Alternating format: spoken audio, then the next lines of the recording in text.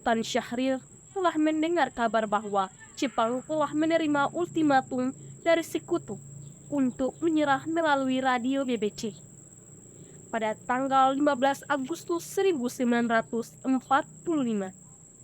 Dan Syahrir berusaha mendesak Soekarno untuk segera memproklamasikan kemerdekaan.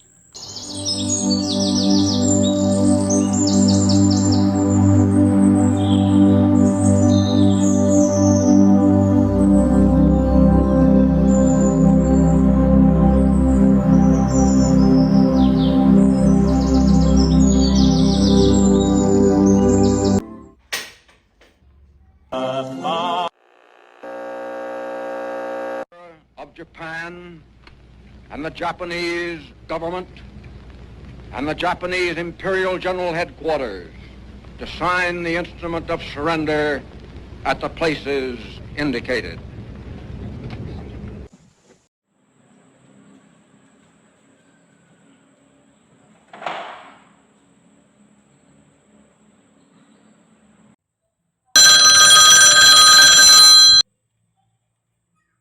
Assalamualaikum, hai. Ya, waalaikumsalam. Saya baru saja mendapatkan berita tentang kekalahan Jepang kepada Sekutu. Wah, ini berita yang sangat bagus. Mohon sampaikan berita ini kepada para pemuda. Baiklah, akan saya usahakan. Baiklah.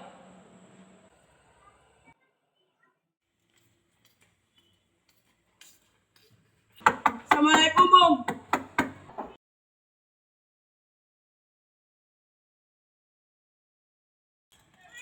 Waalaikumsalam.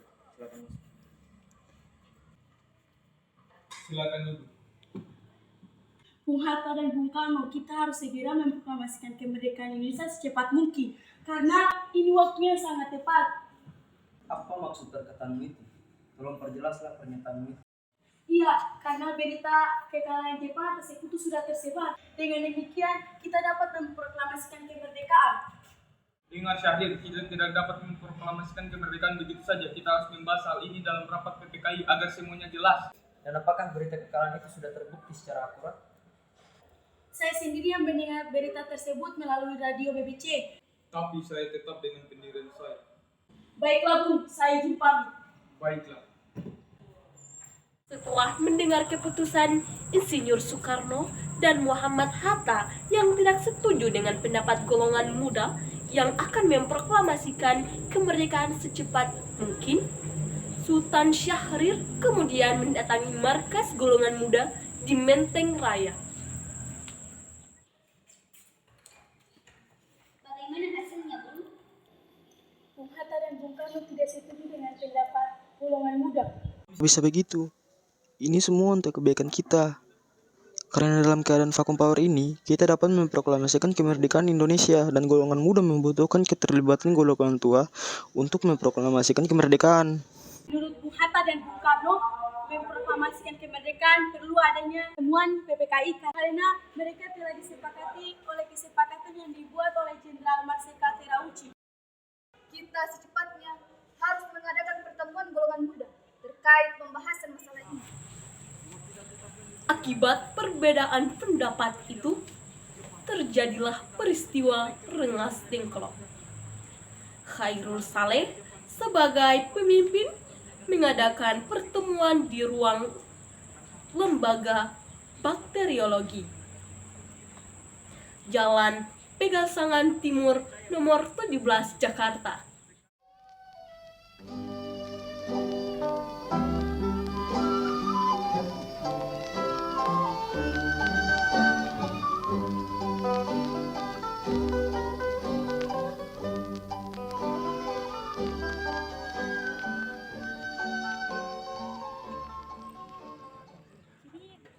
Jangan bicarakan hal itu di sini, sebaiknya kita bicara di dalam saja.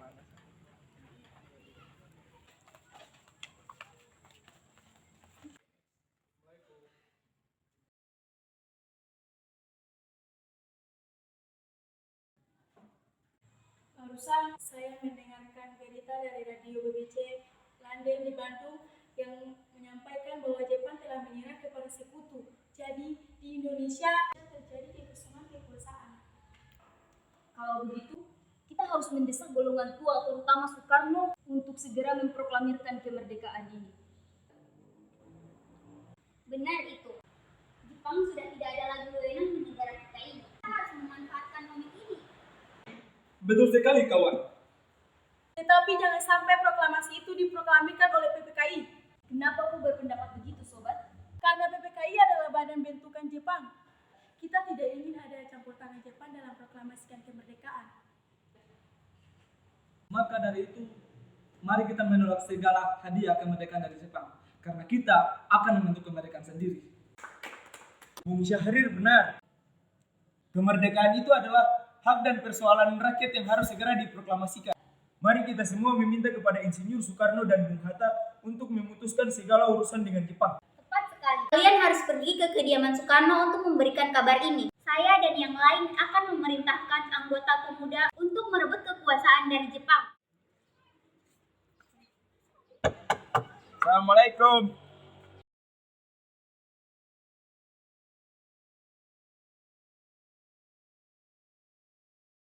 Waalaikumsalam.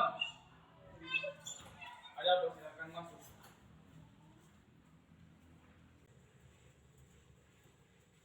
Silakan duduk. Ada tujuan apa kalian berdua menemui saya?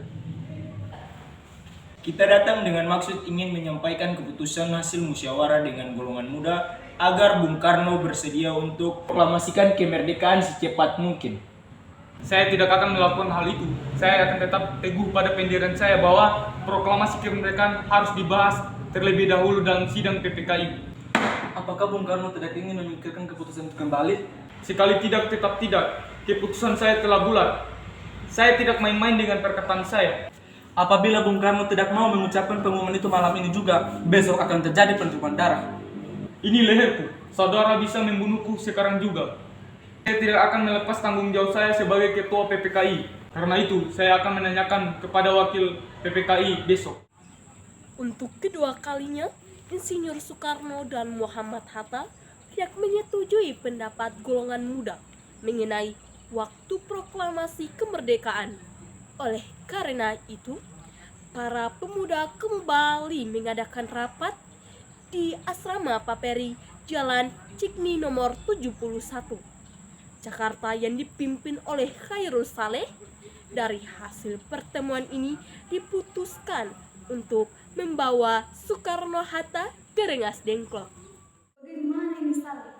Bung Karno tetap tidak mau menyetujui keputusan kita ini. Tolong bersabarlah. Kita harus menculik Bung Karno di tempat yang aman agar tidak terpengaruh oleh pengaruh Jepang. Bagaimana jika kita bawa ke kota Rengas Dengklok? Tempat itu berada 15 km ke arah Jakarta Cirebon. Baiklah, keputusan sudah ada. Kita akan membawa Soekarno dan Hatta ke Rengas Dengklok besok pagi. Rencana penculikan itu terjadi pada tanggal 16 Agustus 1945 pada pukul 4 waktu Indonesia Barat.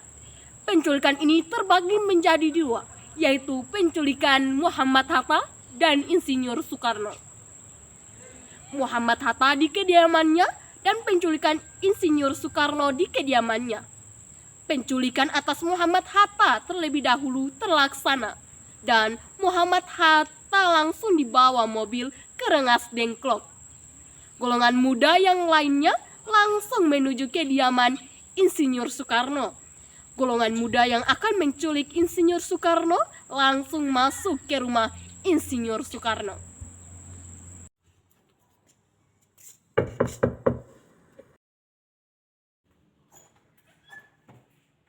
Ada apa kalian datang ke sini? Anda harus ikut dengan kami. Kenapa saya harus ikut dengan kalian?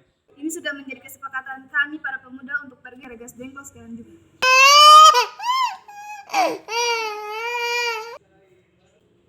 Ada apa, Kang Mas?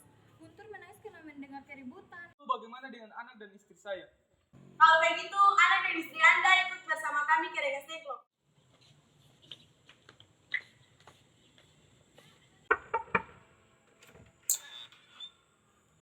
Ada apa ini? Bung, Anda harus ikut kami. Bung Karno telah kami tahan.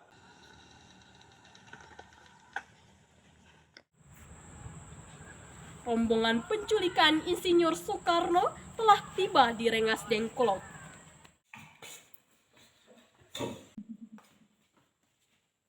Tidak hanya saya dan anak istri saya yang kalian culik, tetapi Bung Hatta juga. Golongan muda melakukan tindakan tegas ini agar Bung Karno dan Bung Hatta segera memproklamasikan kemerdekaan. Kalian semua memang keras kepala. Sudah berapa kali saya dan Bung Karno menyatakan tidak setuju dengan keputusan ini. Kenapa kita tidak menggunakan kesempatan emas ini sebaik mungkin? Berita kekalahan Jepang atas sekutu belum dapat dipercayai kebenarannya. Apa Bung Karno dan Bung Hatta tidak mempercayai berita yang dibawakan oleh Sultan Syahrir? Saya belum percaya jika belum ada bukti yang akurat. Sementara itu, di Jakarta, Ahmad Subarjo sibuk mencari informasi kebenaran tentang kekalahan Jepang atas sekutu yang tiba-tiba dikagetkan dengan hilangnya Soekarno dan Muhammad Hatta. Keberadaan Soekarno dan Hatta akhirnya diketahui oleh Wikana. Dan telah terjadi persepakatan pula antara golongan tua yaitu Ahmad Subarjo dan Wikana dari golongan muda untuk mengadakan proklamasi di Jakarta.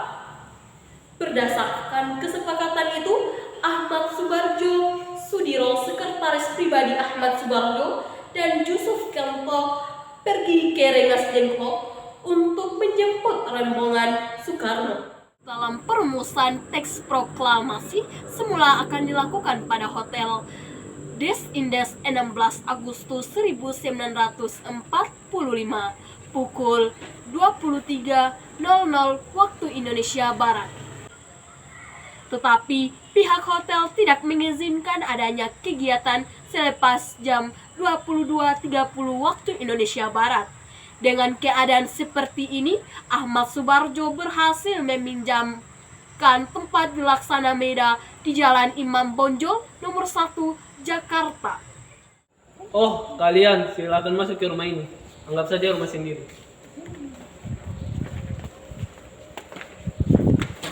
Silakan duduk, anggap saja rumah sendiri. Maaf, saya tidak akan ikut campur tangan.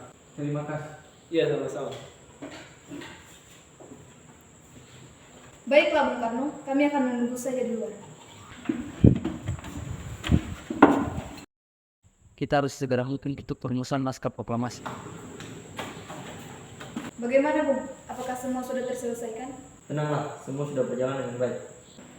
Lalu siapa yang akan menandatangani teks proklamasi ini? Bagaimana jika kita semua yang hadir di sini yang menandatangani teks proklamasi? Saya tidak setuju. Saya pikir itu terlalu banyak. Saya juga tidak setuju karena penandatanganan ini hanya cukup 2 orang saja, Soekarno dan Hatta. Baik, terima kasih atas kepercayaan kalian. Sayuti, bisakah kau mengetik naskah ini? Oh, baiklah. Fatmawati, tolong kemarilah. Ada apa Kang Mas? Memanggil saya kemari? Apakah ibu sibuk? Oh tidak Kang Mas, memangnya ada apa? Itu tolong jahitkan bendera merah putih. Ibu kan masih punya sisa kain merah dan putih. Baik Kang Mas.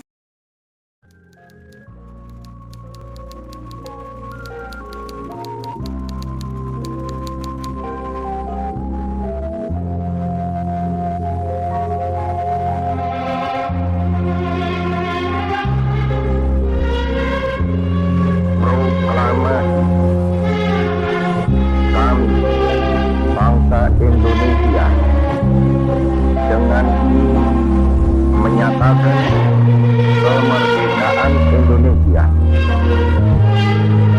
Hal-hal yang mengenai pemindahan kekuasaan dan lain-lain diselenggarakan dengan cara saksama dan dalam tempo yang sesingkat-singkatnya. Jakarta, 17 Agustus 1945, atas nama bangsa Indonesia, Soekarno, Hatta.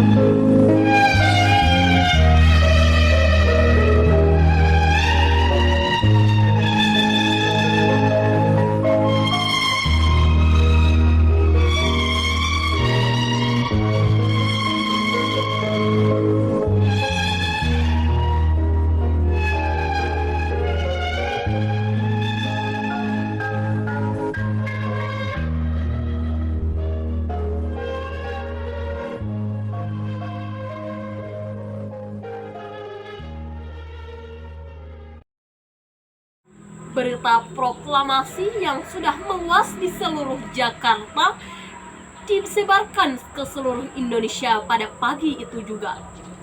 Teks proklamasi telah sampai di tangan kepala bagian radio di kantor berita Domel, yaitu Waidan B. Panalewen. Efus, tolong siapkan berita tentang proklamasi kemerdekaan ini selama 3 kali berturut-turut. Baik Dr. Maida, saya akan mendengarkan beritanya selama 3 kali.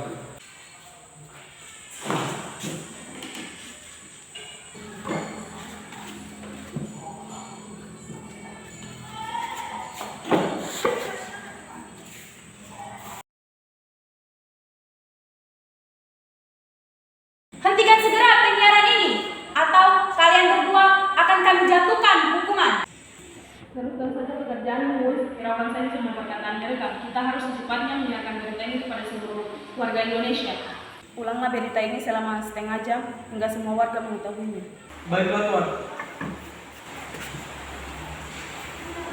Rawat berita penyiaran ini. Dan segel pemancar yang ada di kantor Berita Dome. Dan juga laranglah pekerja yang bekerja di dalamnya sesegera mungkin. Baik, akhirnya pada hari Senin tanggal 20 Agustus 1945, pemancar yang ada di kantor Berita Domel disegel dan para pegawainya dilarang masuk. Penyegelan terhadap pemancar Radio Domel tidak menyuruhkan para tokoh muda untuk menyiarkan berita proklamasi. Bagaimana ini? Pemancar yang ada di Radio Dome telah disegel dan para pegawai pun dilarang masuk dalam kantor tersebut. Bagaimana kita akan menyiarkan berita ini kepada seluruh rakyat? Iya, bagaimanapun caranya kita harus segera menyiarkan berita ini kepada seluruh rakyat. Baiklah, begini saja. Bagaimana kita ambil alat-alat radio yang berada di kantor Berita Dome dan kita pindahkan ke tempat lain, kemudian kita bias dan sebarkan berita proklamasi ini. Itu ide yang sangat baik, tapi bagaimana kita mengambil peralatan tersebut? Sementara kantor Berita Dome telah disegel oleh pihak Belanda. Untuk itu, kita harus mengambil peralatan tersebut sedikit demi sedikit. Terus, bagaimana kita membawa peralatan tersebut? Kita membawa peralatan tersebut ke rumah Waidan Panalewen, Jalan Menteng 31. Baiklah, itu ide yang bagus. Mari segera kita lakukan. Akhirnya, para tokoh muda berhasil menciptakan pemancar baru di tempat itu. Dan dari sinilah berita proklamasi disiarkan.